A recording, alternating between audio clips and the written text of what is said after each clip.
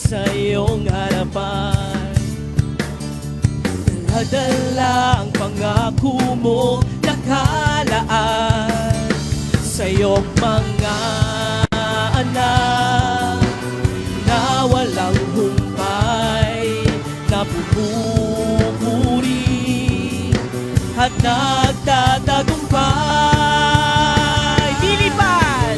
Lilipad na parang agila, ikakampay ang mga pakpak, hindi mapapagat.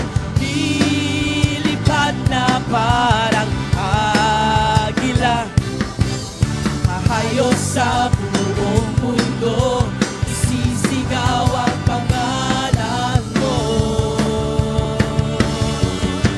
Jesus.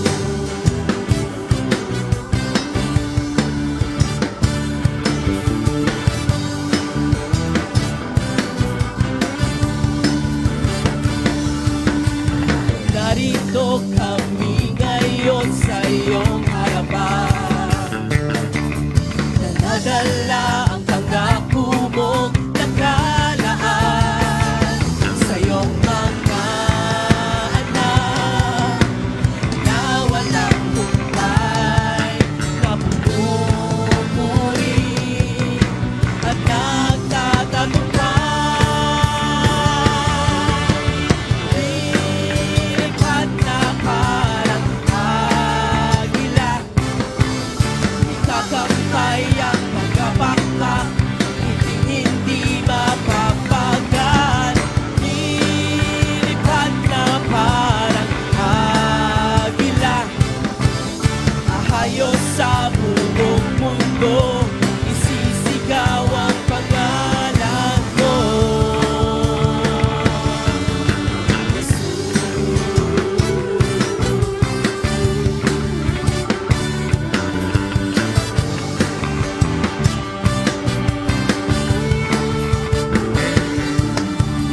Hahayag ang balitang ikaw ang Diyos, at kami ay minahal mo ng lubos-lubos. Kaya ngayon ay nagtatagumpay na kami sabay-sabay. Lilipad na parang agila, ikakampay ang mga pakpak, hindi mapapagat. Lilipad na parang agila, ahayo sa buong mundo, sisigaw ang pangalan mo. Lilipad! Lilipad na parang agila, ikakampay ang mga pakpak, hindi mapapagat. Lilipad na parang agila, ahayo sa buong mundo, isisigaw ang pangalan mo, Jesus.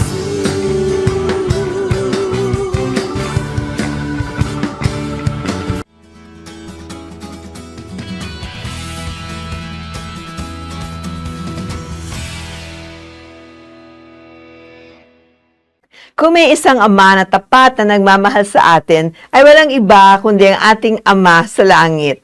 Kahit hindi ka nagkaroon ng mabuting ama dito sa lupa, ay hindi ka pa rin nagkukulang ng Ama natin sa langit. Siya ang lahat na nagbibigay ng ating mga pangangailangan. Kahit yung pag-ibig ng Ama ay maaari nating maramdaman kung kinakilala natin ang Ama natin sa langit. Happy Father's Day po sa bawat ama at mga future na ama na nakaantabay sa atin ngayon. This is your special Day, di ba, sa third Sunday of June. Salamat po sa pagsama ninyo ngayon dito sa ating Thursday celebration na hinahatid sa inyo tuwing Webes ng channel na ito ng FB and YouTube. Ito po ay galing sa JCSGO or Jesus Christ Saves Global Outreach. Kamusta po kayo? Ang pagbati sa ating mga minamahal mula sa mga global families at yung mga tiga-central families, Metro Manila South Region, Metro Manila North Region, Rizal Sector families, mga taga-subaybay natin mula sa JCSGO regions 1, 2, 3, 4, 5, and 6, and Region 12 sa Cotabato. Of course, sa staff ng Dream Campsite sa 13 Martires, kung saan ay bising-busy ng naghahanda sa mga darating na campers at mga bakasyonista na nais mag-swimming, mag-picnic sa lugar na yon. Lalo pong umiinam ang ating accommodation sa ating Dream Campsite. So, thank you po sa lahat ng mga staff na naririyan. Ako po ang inyong lingkod, Bishop Vicky Sebastian. Nais po natin na makapag-like po kayo, makapag-subscribe, and share nyo naman po sa mga friends nyo at sa mga pamilya ninyo. Thank you so much. Tayo po ngayon ay dumako sa panalangin para sa ating bansa. Samahan nyo po ako sa panalangin ito. Lord, sa pangalan ni Jesus, Ama namin sa langit, Lord, sa pangalan ni Jesus, inilalapit namin sa iyo mga leaders ng gobyerno ng aming bansang Pilipinas. Lord, sa mga lahat ng uri ng panahon, tag-init, tag-ulan, pag-ani at pag-ani rin ng isda. Mga Lord, tinataas mo namin sa iyo mga pamilya, Panginoon, panghawakan niyo po ang mga pamilya, Panginoon, O God, Lord, kayo po ang nagtatag sa kanila, Panginoon. Father, we pray, Lord, you will sustain them, you will restore, Lord, yung mga pamilya. Lord, ganun rin, tinataas namin sa inyo ang aming edukasyon. Panginoon, napaka-importanteng bahagi ng aming bayan, Lord. Patnubayan niyo po, Panginoon, mga leaders namin sa DepEd, Lord, lahat po ng mga may kinalaman sa aming edukasyon, Lord, na makarating ang edukasyon kahit sa malayong-malayong mga lugar, mga bata, Lord, sa malalayong lugar, Panginoon, ng Pilipinas, sa mga liblib na pook ng Pilipinas, Lord, ay maka-access sa edukasyon. Panginoon, salamat po, Diyos. Ganoon na rin ang ekonomiya, Lord. We pray for our economy, Lord. Ilalagay po namin sa iyo sa iyong kamay ang aming economy. Wala pong mga matatalinong tao, Lord, ang kayang baguhin ang aming ekonomiya or kayang palaguin ang aming ekonomiya kundi ikaw, Panginoon. Lord, we thank you, Lord. Kayo po ang hahawak sa aming ekonomiya, Lord. Kakaroon kami ng progress, Panginoon, Lord, dito sa bansang Pilipinas. Lord, ganoon na rin ang aming militar and mass media. Thank you, Lord, sa kapayapaan, sa kanilang mga puso, Panginoon, at sa mass media, Lord, yung pag-report nila ng tama, Lord.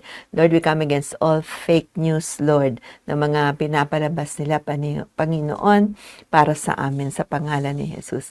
And Lord, we also pray for the body of Christ, Lord. Yung church mo, Lord, na tinatag po dito sa Pilipinas. Father, we pray, Lord, na magkaisa kami, magtulungan kami, Lord, at makilala namin ang bawat isa, Panginoon. Magkaroon ng galang, Lord, sa bawat isang church, Lord, na nagdadala ng iyong pangalan. Salamat po, O Diyos. Gayon na rin pa, Panginoon.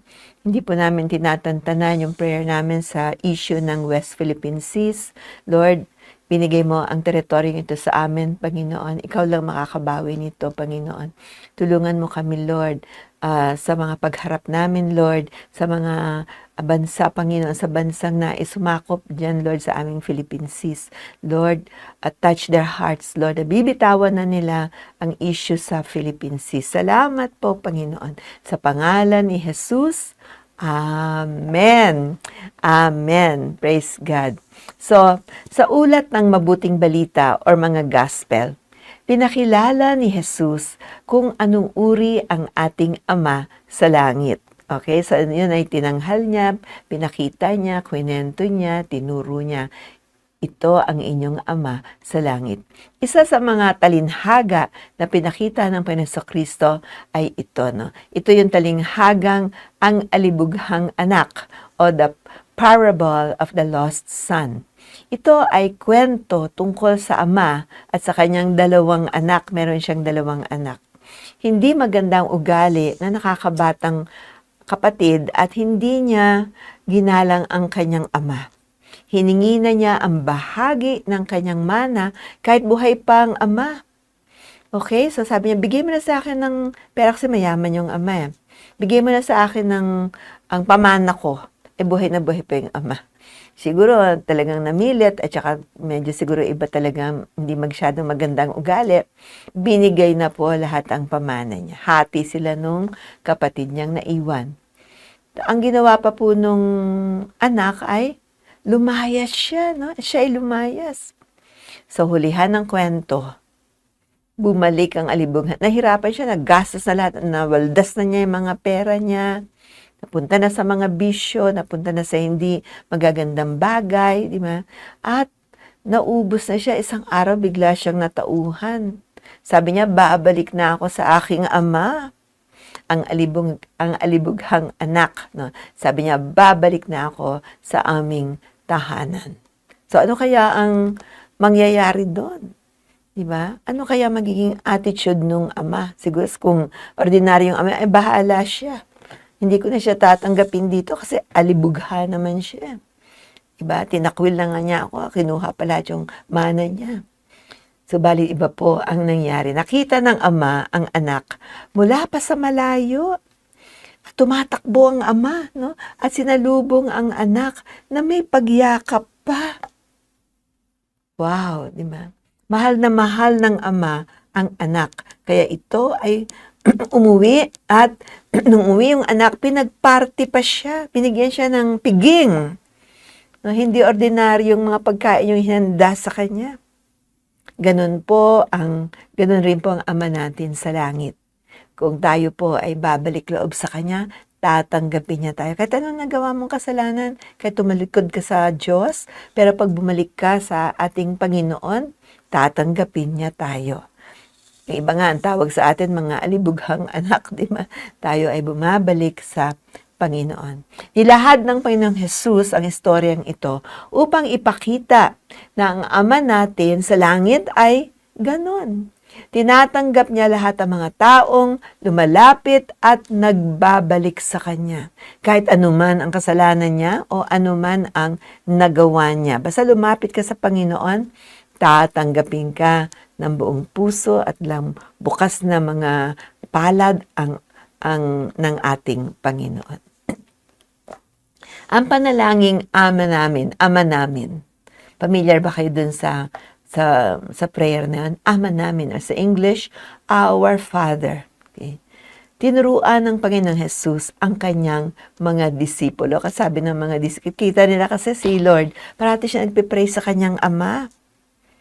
Okay, sabi ng mga disipulo, turuan mo naman kami mag-pray. Tinuro naman sa kanila. Napaka-popular na mga bersikulo na to. Tinuruan silang tumawag sa Diyos na Ama. Hindi lang sinabing, Lord, Ama ko. Sinabi niya, Ama namin, Ama natin. Hindi niya pinagkait ang kanyang Ama. Hindi nga lahat ay nakakaalam na ang Diyos ang kanilang Ama. Kapag tinanggap nila si Jesus sa kanilang puso, siya ang magiging iyong ama. Kahit yung pamilya mo ay hindi maayos, siya na ang ama mo. So purihin natin ang Ama ng mga ama. Thank you, Lord. So ito po ang panalangin niyan, Ama namin. So iisa-isahin po natin. Kung gusto niyong sumabay sa amin, pwede kayong sumabay. Okay? Ito po ay naulat sa Biblia. Okay? Ito po ang panalangin ni Hesukristo. At parang ginagawa niyang pattern para sa atin. Itong susundan nating pattern. Ama namin, sige po sabihin natin, Ama namin, sumasalangit ka. Sambahin ang ngalan mo. Mapasa amin ang kaharian mo. Sundin ang loob mo dito sa lupa para lang ng sa langit. Bigyan mo kami ngayon ng aming kakainin sa araw-araw at patawarin mo kami sa aming mga sala para ng pagpapatawad namin sa nagkakasala sa amin. At huwag mo kaming ipahintulot sa tukso at iadya mo kami sa lahat ng masama. Salamat po, Panginoon. At sa English, Our Father who art in heaven, hallowed be thy name. Thy kingdom come, thy will be done on earth as it is in heaven. Give us this day our daily bread, and forgive us our trespasses, as we forgive those who trespass against us. And lead us not into temptation, but deliver us from evil. For thine is the kingdom, and the power, and the glory. Amen. Amen. Praise God. Thank you, Lord. So, yan po, ang tinurong panalangin sa atin ng Panginoon. Iniwan niya yan para sa atin. So, ang tanong, paano ka magiging anak ng Diyos? Kasi hindi naman po lahat ng mga tao dito sa planetang lupa ay anak ng Diyos. Okay? Ang Panginoon naman, gumawa siya ng paraan. At ang paraan niya, ang Panginoong Hesukristo. Kung sino man ang tumanggap at sumampalataya sa ating Panginoong Kristo at sa kanyang ginawa sa krus ng Kalbaryo, then, nagiging anak ka ng Diyos. Pag yan ay ipapahayag mo, yan ay sasabihin mo mula sa puso mo, sa mo, Lord, ako'y naniniwala na ikaw ang anak ng Diyos at ikaw ang nagbigay sa akin ng daan ng kaligtasan upang ako magkaroon ng karapatan upang tawaging anak ng Diyos. Ngunit ang lahat ng sumasampalataya sa Kanya, kay Lord Jesus, ay binibigyan niya ng karapatang maging anak ng Diyos. Naiulat po yan ni 1 chapter 1, verse 12. No? Sino man, di ba, ang tumanggap sa ating Panginoong Kristo. Ito po ang nagbibigay sa atin ng karapatan upang tawagin kang anak ng Diyos. Sa English po, John 1:12. But as many as received Him, to them He gave the right to become children of God, to those who believe in His name. John chapter 1, verse 12. So, those who believe in His name, kung tayo po ay nagtitiwala, nananampalataya sa pangalan ng Panginoong Kristo at yung ginawa niya doon sa krus ng Kalbaryo. Kapag inanyayahan mo ang Panginoong Kristo sa puso mo, ay matatawag kang anak ng Diyos. At yan ang gagawin natin ngayon sa pamamagitan ng panalangin. At ang Panginoon, unti-unti kang babaguhin. Unti-unti kanyang tuturuan. Unti-unti kanyang, yung buhay natin ay makakahawig sa buhay ng ating Panginoong Hesukristo na kanyang bugtong na anak. Praise God. So, paano po natin tatanggapin? Meron pong talata na sinulat si Pablo sa Romans chapter 10, verses 9 and 10. So, ito po yung susi. Ito po yung talatang nag-aanyaya sa atin sa pagtanggap sa Panginoong Hesukristo. Sapagkat kung ipapahayag ng iyong bibig si Jesus na Panginoon at sasampalataya ka sa iyong puso na binuhay siyang magmuli ng Diyos sa mga patay, ay maliligtas ka. Sapagkat ang tao'y nananampalataya ng puso sa ikatutuwid at ginagawa sa pamamagitan ng bibig ang pagpapahayag sa ikaliligtas. Taga-Roma chapter 10 verses 9 and 10. So, hindi tayo naliligtas ng sarili nating gawa. Hindi tayo naliligtas, mabait ka lang, di ba? Hindi ka maliligtas na meron kang kailangang gawin. Paniwalaan mo ang Panginoon sa Kristo. Sumampalataya, hindi lang yung parang narinig mo lang, nakwento sa'yo, or na-memorize mo lang siya. Kailangan po may personal na paglapit sa Panginoon. Lord, salamat. Diba, nakarinig ako ng iyong mabuting balita at ako po'y sumasampalataya sa ginawa mo sa krus ng Kalbaryo at pag-ibig mo sa akin at ako'y nailigtas mo. And if you confess with your mouth the Lord Jesus and believe in your heart that God has raised Him from the dead, you will be saved. For with the heart one believes unto righteousness, and with the mouth confession is made unto salvation. Romans 10 verses 9 and 10. Thank you, Lord. So, Tayo po ngayon ay tatalima kung nais nyo tanggapin ang Panginoon, imbitahin siya sa puso ninyo. Ito ang araw ng inyong kaligtasan.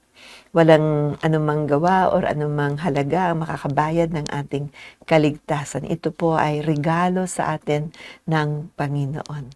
Thank you, Lord. Alam niyo, pag ligtas ka, lalo ka nang babait. Di ba? Hindi yung nagbabait ka para maligtas ka. Malinaw po ba? Kasi mga tao nagpapakabait-baitan, di ba? Para maligtas. Pero sa salita ng Diyos, sabi niya, maligtas ka and then, babait ka, yung tunay na kagandahan ng puso mo, ang Lord ang magtuturo sa atin. Amen. So, sumunod po kayo sa panalangin kanina. Nangyari po yan, okay? Dahil mahal tayo ng Panginoon. Sige po, tayo ay manalangin na. Ama, sa pangalan ni Jesus, ako po ay nananampalataya na ikaw, Panginoong Hesukristo, ang anak ng Diyos, nagkatawang tao, namatay sa krus ng Kalbaryo, inilibing, subalit pagkalipas ng 3 araw, ikaw ay nabuhay na muli. Inaanyayahan kita sa aking puso, ikaw na po ang aking Panginoon ng aking buhay. Salamat po, Panginoon, sa pangalan ni Jesus. Amen. Amen. Praise God, kung ipinanalangin mo yan, narinig ng Lord yan. Okay? At yung pangalan mo, sinulat niya sa aklat ng buhay sa langit. Nakalista ka na doon. Registered na tayo doon. Thank you, Lord. Amen. At pinakamagandang gawin mo ay kung mag-secure ka ng Bible mo, basahin mo yung New Testament, umpisahan mo sa Gospel of John para maunawaan mo kung ano yung nangyari sa'yo at mabless ka pang lalo. Kung sakasakaling wala kang Bible, then we can send you a free Bible, New Testament Bible. Ilagay nyo lang yung address nyo or pumunta kayo sa website natin para makita namin kung saan namin ipadadala yung Bible. O pwede kang tumawag para mabigay mo yung address mo and padadala namin sa iyo yung Bible mo. Okay? So yung next na gift sa atin ng Panginoon is the baptism or overflow of the Holy Spirit. Alam niyo po ba, kaya tayo naligtas, kaya natin kinilala si Jesus Christ, ay because of the Holy Spirit. Siya po ang mga nagdadala ng tao sa Diyos, sa ating Panginoon. Okay, so yan po ay malaking gawain ng banal na Espiritu. Okay, nung tinanggap natin si Lord, kasama na rin po siya doon. Ngayon, ang hinihiling natin, yung overflow niya. Yung tayo ay mamuhay sa kanyang buhay, di ba? Tayo ay bigyan niya ng kapangyarihan upang sa pagharap natin sa mga problema sa buhay, meron tayong kasangga, hindi ka lang nag-iisa. Acts chapter 2 verse 38, and Peter said to them, repent and be baptized, every one of you, in the name of Jesus Christ, for the forgiveness of your sins, and you will receive the gift of the Holy Spirit. Sumagot si Pedro sa kanila, magsisi ang bawat isa sa inyong mga kasalanan at magpabautismo sa pangalan ni Hesukristo at mapapatawad ang inyong mga kasalanan at matatanggap ninyo ang regalo ng Diyos na walang iba kundi ang banal na Espiritu. Thank you, Lord.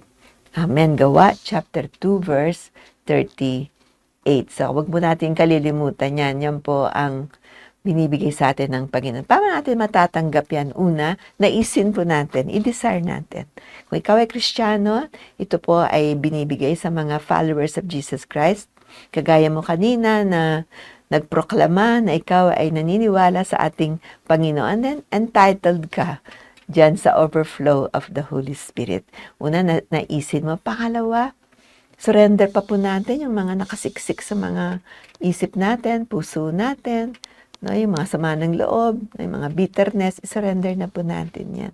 Para nang sa ganon, klarong-klaro yung kalooban natin. At ang banal na Espiritu ay klaro ding makakagawa sa ating buhay. O, hindi man tayo magiging perfect, pero ando doon, kasama ninyo ang tagatulong natin, kasama ninyo ang taga-aliw natin, di ba? Kasama ninyo yung magpoprotekta sa atin kung saan man tayo magpunta, ang banal na Espiritu. So kung ninais nyo yan, ako po ililid ko kayo sa isang prayer and then we will minister the baptism of the Holy Spirit. Kahit nasa cyberspace, pwede po yan, walang imposible sa ating Panginoon. Amen. Thank you, Lord. At meron pang bonus yan. No? Ang bonus yan, binibigyan tayo ng prayer in tongues. No? Itong prayer na to ay hindi naiintindihan ng demonyo kasi ito ay galing sa langit. No? Ito po ay tinuturo sa atin ng banal na spirito. Pag yan po ay hiniling natin, kasama po yan, magkakaroon kayo ng prayer in tongues. Okay? Kahit po yung mga disipulo nung unang panahon, nagtatangs po sila. Hindi nga sila maintindihan ng mga tao. Diba? Kasi yun po ang prayer nila, prayer in tongues or prayer in the Spirit. Well, may mga sumasalungat dyan, pero okay na lang po yun. Basta importante, matanggap natin yun kasi ikaw ang haharap sa mga problema, sa mga hamon sa buhay. Diba? Kaya naman ang opinion nila, hindi naman makakatulong yun sa'yo dahil ikaw ang tatanggap ng kapangyarihan ng banal na spirito. So stick na lang tayo sa sinasabi ng Bible that this is a gift of the Holy Spirit. Sa'yo yung gift of tongues. Amen? Praise God. So tayo po ay mananalangin nang sa ganon ay matanggap natin, mag-overflow ang Holy Spirit, mag-speak in tongues tayo. At mabuhay tayo sa pagkalinga ng banal na spirito. Araw-araw natin siyang kasama. Thank you, Lord. Amen. So, ready na ba kayo? Sige po. Tayo mananalangin. Ama, sa pangalan ni Jesus, salamat po, Panginoon. Hindi mo pinagkait ang kapangyarihan ng banal na spirito, even sa amin ngayon, sa panahon namin ngayon. Lord, hinihiling ko po at ninanais ko, Lord, na bilang follower mo, Lord, bilang isang Kristiyano, Lord. Lord, ako mapuspos, Panginoon, ang overflow ng banal na spirito sa aking buhay.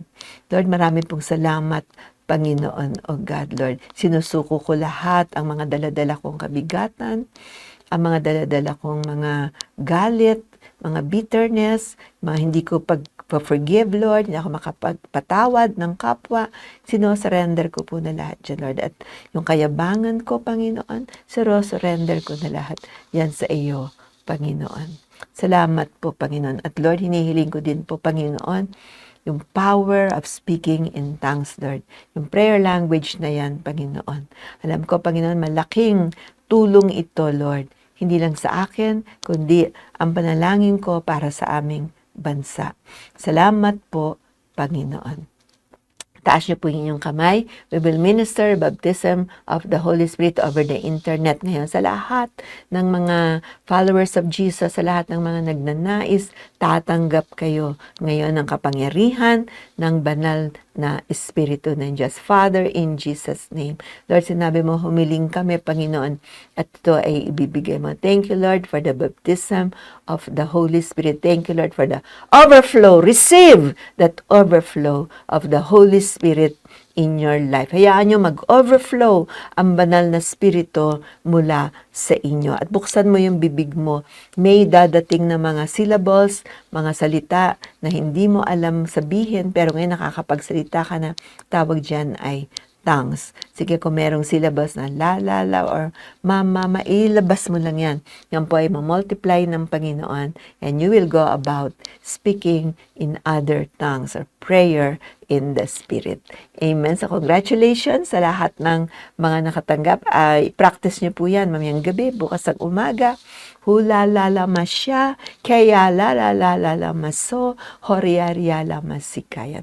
Na-touch ka ng banal na spirito. Huwag kang matakot, huwag kang mag-alinlangan. It's the Holy Spirit overflowing sa buhay mo bilang isang Kristiyano. So God bless you. Sulat mo lang sa amin kung natanggap mo ang banal na Spirit today.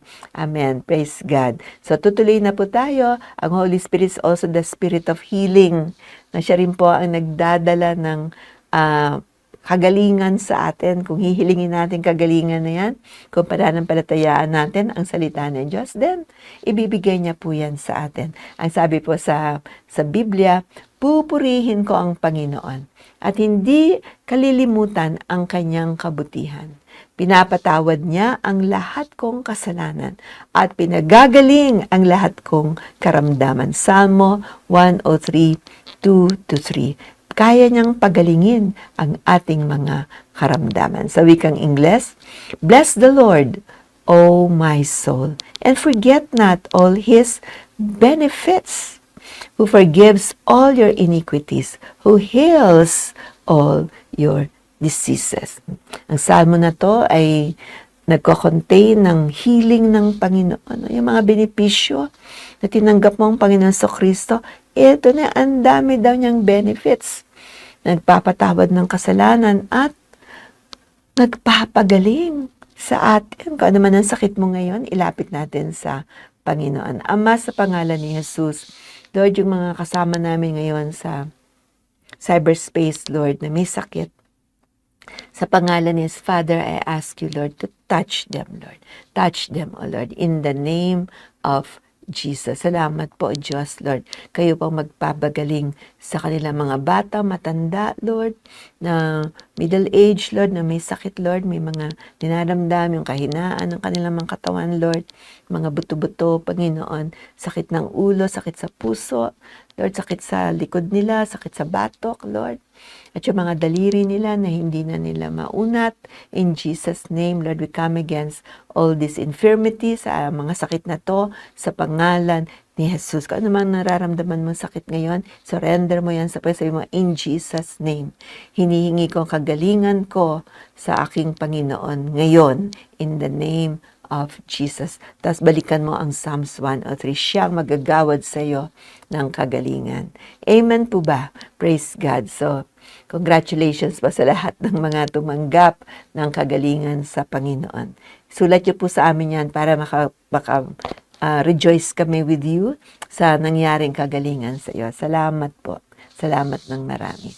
Ngayon naman po ay tutuloy na tayo sa ating generous giving. Maraming nagsasabi na huwag niyo aalisin yung generous giving. Sabi ko, hindi naman. Kasi ito rin ang nagagamit natin upang maka-reach out tayo sa mas marami pang lugar, sa mas marami pang bansa, sa mas marami pang mga isla dito sa Pilipinas. Sabi po sa Biblia, the generous soul will be made rich, and he who waters will also be watered himself. Proverbs 11:25. Sa ating sariling wika, ang taong mapagbigay ay magtatagumpay sa buhay. Ang taong tumutulong ay tiyak na tutulungan. Kawikaan 11:25. So malinaw na sinasabi sa atin ng Panginoon, kung tayo mapagbigay, tutulungan din niya tayo sa buhay natin. Kung tayo mapagbigay, so masagana din tayo. Tama po ba? Praise God. So alam po ninyo, yung pagbibigay galing sa puso yan eh. Kung sa tingin ninyo ay gusto nyo maging kabahagi ng aming pagpapalaganap ng salita ng Diyos dito po sa Manila, sa Pilipinas at sa ibang pang lugar ng mundo, ay makibahagi po tayo sa ating Thursday celebration. Pwede po kayong magbigay through these outlets. Meron po tayong outlets sa mga bangko. Pwede nyong puntahan yan, okay, sa Google or somewhere. Ito po yung ating mga outlets. Sa China Bank, meron po tayo the Minister of JCSGO. Sorry, 1130 0000 5605. Okay? Yan po ay sa China Bank. Meron din po tayo sa Metro Bank, the Minister of JCSGO, 4733-4737-8326. Okay. Meron din tayo sa Union Bank, the Minister of JCSGO, 000-1500-2840-4. Ganon din po, ang pinaka-popular, yung GCash natin. Nasa pangalan po yan ng ating accountant na si Gary Tolentino. Ang number po ng GCash is 0915-064-7446. Ulitin ko po sa GCash natin, 0915-064-7446.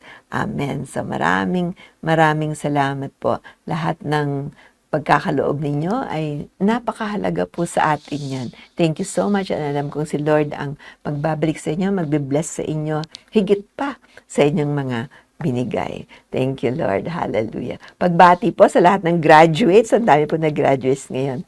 Lalo na po dito sa ating school, sa JCA High School.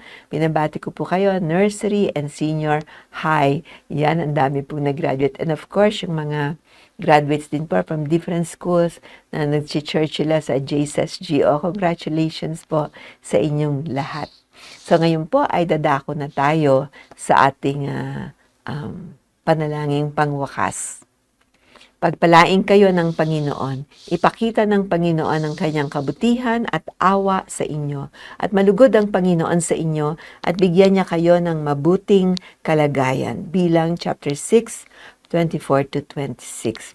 The Lord bless you and keep you. The Lord make His face shine upon you and be gracious to you.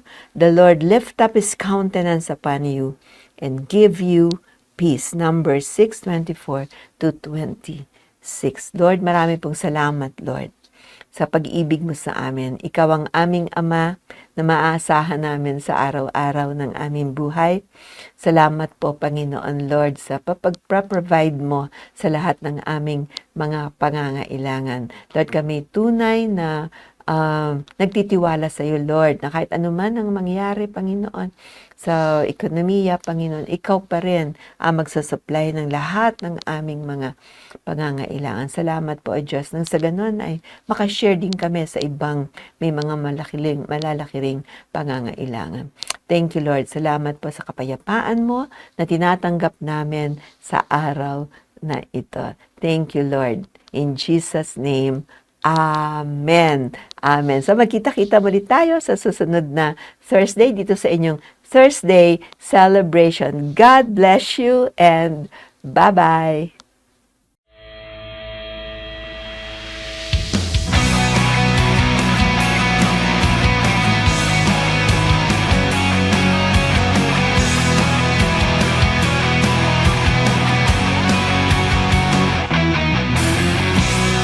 Magsaya tayo ngayon, pagkabuhay ang ating Panginoon.